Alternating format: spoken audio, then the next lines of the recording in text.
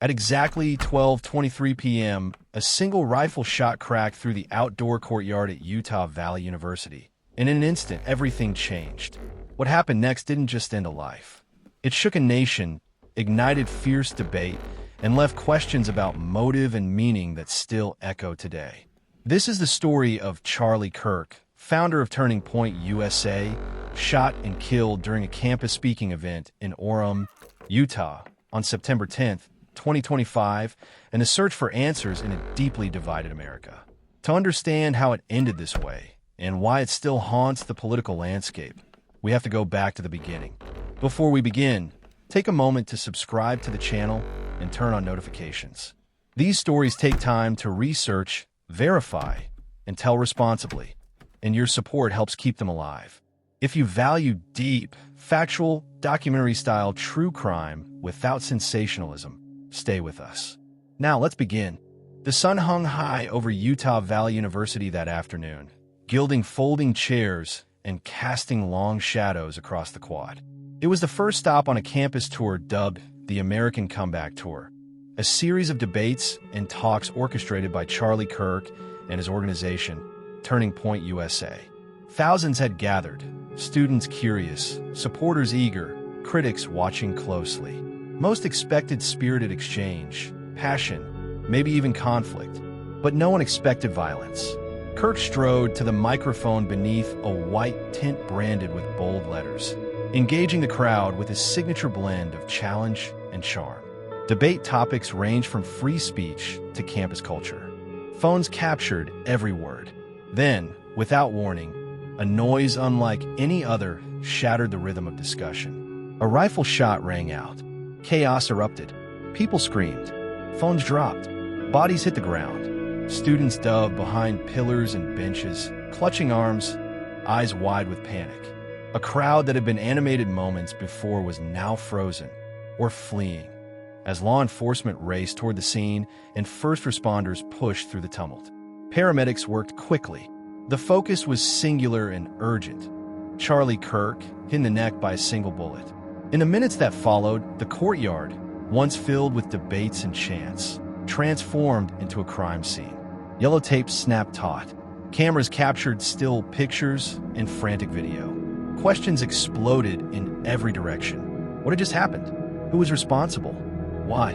Within a day, the event that began as a public discussion was declared one of the most consequential acts of political violence in modern American history. Law enforcement called it a targeted shooting. The governor labeled it a political assassination. And millions across the country watched, shocked, as the story unfolded in real time. In a flash, the familiar ritual of public speaking, voices raised, questions asked, had been replaced by sirens, forensic tape, and unfolding national scrutiny. And so the investigation began. Charlie Kirk was not just another speaker. Long before the protests, the barricades, and the security briefings, he was a teenager from Illinois with a sharp sense of opportunity and an instinct for controversy. Born Charles James Kirk in 1993, he entered national politics at an age when most people are still trying to figure out who they are. At 18 years old, Kirk co-founded Turning Point USA, a student-focused conservative organization built on a simple, disruptive idea: take right-leaning politics directly into America's college campuses, spaces many conservatives believed had become ideologically closed. It was a bold move, and it worked. Within a few years, Turning Point USA exploded into a national force, boasting hundreds of campus chapters, major donors, and direct access to Republican power brokers. Kirk became its unmistakable face, young, articulate, and relentlessly confrontational. To supporters, he was fearless. To critics, he was dangerous. To both, he was impossible to ignore. Kirk's influence grew quickly. Cable news appearances followed. Podcast platforms amplified his voice. Short clips of heated campus debates spread across social media, often stripped of context and shared millions of times. He framed himself as a defender of free speech, someone willing to enter hostile rooms and argue face-to-face with critics. His opponents accused him of provoking outrage for attention, of oversimplifying complex issues, of fueling division. What neither side disputed was his reach. By his early 30s, Charlie Kirk had become one of the most recognizable conservative activists in the country, advising campaigns, sharing stages with national figures, and shaping political messaging aimed at young voters. With that visibility came something else: exposure. Behind a microphone, there was another life. Kirk was a husband, married in 2021. He became a father, speaking publicly about how parenthood reshaped his priorities and sense of responsibility. Friends and colleagues described him as energetic, strategic, and intensely driven, someone who lived at a pace few could maintain. Away from the cameras, he joked, planned, worried, and talked about the future. Not just political ambitions, but family, faith, and longevity. Yet the public version of Charlie Kirk never really clocked out. Every appearance brought security concerns. Every campus stop carried protest risk. Every announcement triggered waves of online hostility. And over time, criticism began to cross into something more unsettling. Threats became part of the background noise. Some vague, some explicit, some dismissed, others logged, monitored, and escalated. Law enforcement agencies around the country quietly acknowledged a growing reality. Polarizing public figures were increasingly becoming focal points for fixation, not because of what they personally did, but because of what they symbolized. Charlie Kirk knew this. He referenced it in interviews. His team planned for it behind the scenes. Routes were adjusted, venues reassessed, police coordination became routine. But no amount of preparation could fully resolve the central contradiction of his public life. His influence depended on proximity. His message thrived on confrontation, and his safety depended on distance. Charlie Kirk's story, at its core, is not about martyrdom or heroism. It's about what happens when a young activist becomes a symbol in a country stretched to its limits. When visibility becomes vulnerability. When speech becomes perceived threat. When outrage stops being abstract. Because the most unsettling part of this story isn't what has happened to Charlie Kirk. It's what his trajectory reveals about the environment surrounding him and others like him. An environment where the line between protest and violence feels thinner than ever. And that raises a question far bigger than one man. When a society turns its public figures into symbols, who is responsible for what comes next? Almost immediately, authorities moved to contain what they were now treating as a potential national-level crisis. Within minutes of the shooting, local police locked down the campus. Students were ordered to shelter in place. Roads leading in and out of Utah Valley University were sealed. Officers swept buildings room by room as helicopters circled overhead. Very quickly, this was no longer just a local response. The FBI joined the investigation, bringing in federal resources typically reserved for cases involving political violence or threats to public safety. Buildings near the scene were cordoned off. Nearby residents were questioned. Digital forensic teams began combing through social media posts, messages, and online forums, searching for anything that might explain what had just happened.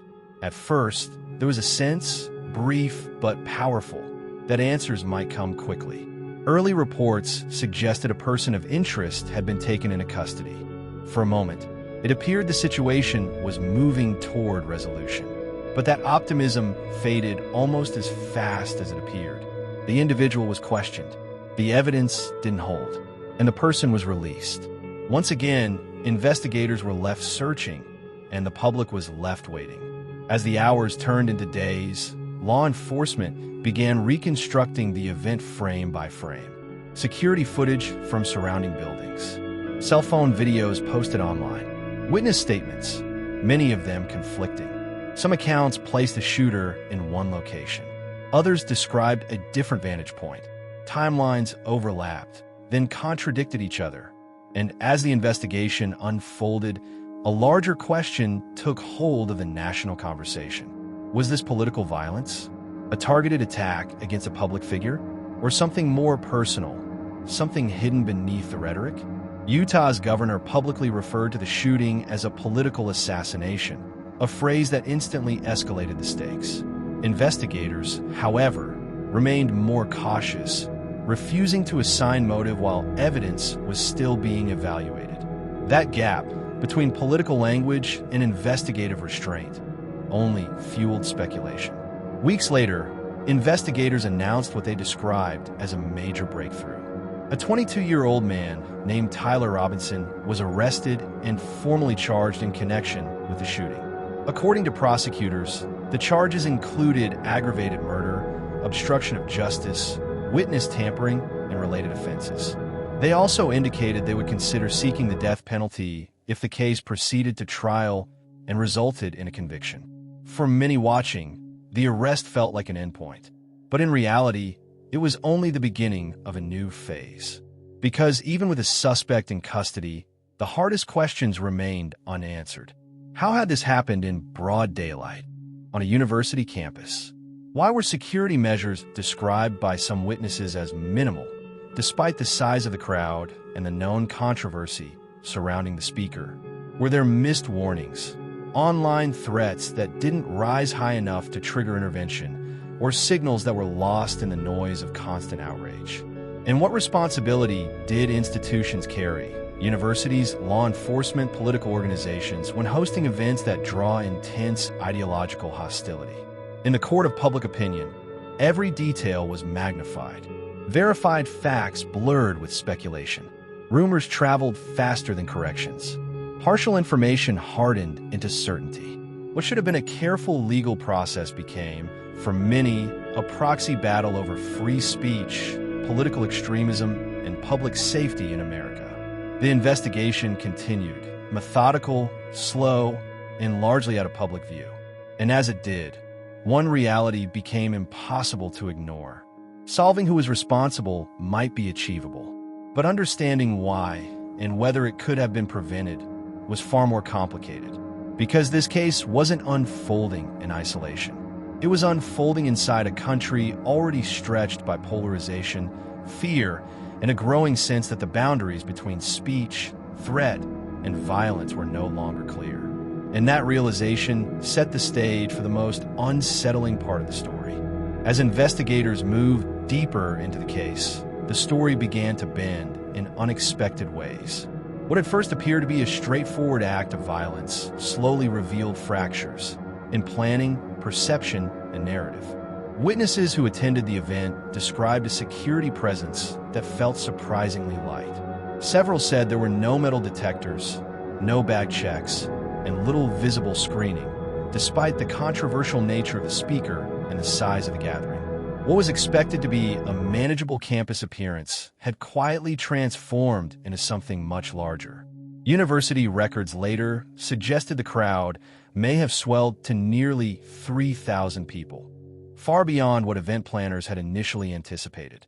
The scale alone raised difficult questions. Had the security posture been designed for a much smaller audience, one that never accounted for worst-case scenarios? And that was only the beginning. As testimony accumulated, eyewitness accounts began to diverge.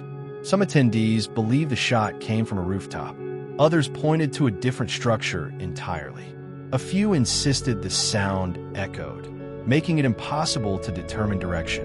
Even the sequence of events, who reacted first, where people ran, how quickly emergency services arrived, varied depending on who was asked. In the courtroom, the uncertainty deepened. During early proceedings, prosecutors introduced an unsettling detail. Lip-reading analysts claimed the accused made a statement referencing the victim's wife during a recorded exchange. The words themselves were disputed, but their implication was chilling, hinting at a personal awareness that seemed to clash with the idea of a random or impulsive act. Was this fixation, provocation, or something investigators had yet to fully understand? The answers remained unclear. Outside the courtroom, the case took on a life of its own. National media coverage fractured along familiar lines. Some outlets focused on the human cost, the family left behind, the campus shaken by violence. Others framed the shooting almost entirely through ideology, using it as evidence for broader arguments about free speech, extremism, or political radicalization. What should have remained a measured criminal investigation increasingly resembled a culture war battleground. Every new detail, confirmed or speculative, was amplified. Every silence interpreted, every contradiction weaponized. Facts were debated before they were fully established. Motives were assigned long before trial, and nuance became the first casualty. Instead of clarity, the investigation produced complexity. Instead of resolution, it exposed layers, institutional decisions, human error, media pressure, and unresolved intent. With each revelation, the case grew less simple and more tangled. And in that complexity lay the most troubling realization of all. Even when the facts begin to surface, truth does not always bring comfort. Sometimes, it only reveals how fragile the systems are that are meant to protect us, and how quickly certainty can collapse when violence enters the public square. Today, the case remains unsettled in the public mind. An arrest was made, charges were filed, court appearances followed. Yet, even as legal proceedings moved forward, the most important question refused to settle into place. Why Charlie Kirk? Investigators have been careful with their language. Prosecutors outline charges. Defense attorneys push back. But motive, the inner reasoning that turns intent into action, remains contested, debated, and, to many observers, incomplete. Was this driven by political conviction, a personal fixation, a mental health crisis colliding with a hyperpolarized moment, or a grievance so private it left few outward traces? Even with a named suspect and a formal case moving through the courts, the why continues to hover just out of reach. And that uncertainty has allowed the story to travel far beyond the boundaries of a single campus. The event, however it is ultimately defined by the courts, has echoed outward. Political leaders reference it in speeches, often as a warning. Commentators return to it as evidence, shaping it to fit larger narratives about speech, safety, and extremism. University administrators across the country quietly reassess security protocols, speaker policies, and the fine balance between open discourse and physical protection. What began as a single moment now influences decisions in rooms far removed from where it occurred. And for millions who encountered the story through brief clips, headlines, or fragments on social media, one question continues to linger: unresolved, uncomfortable, and deeply American. What does it say about the country when a public figure can be attacked in broad daylight on a university campus, surrounded by debate and cameras, and still leave behind a trail of unanswered questions? Not just about who acted, but about why, about how, and about whether the systems meant to protect public life are prepared for the pressures placed upon them. In the end, the most unsettling part of this case may not be what is known, but what remains uncertain. Because unresolved questions have a way of staying alive long after the headlines fade. And this one, for now, refuses to rest.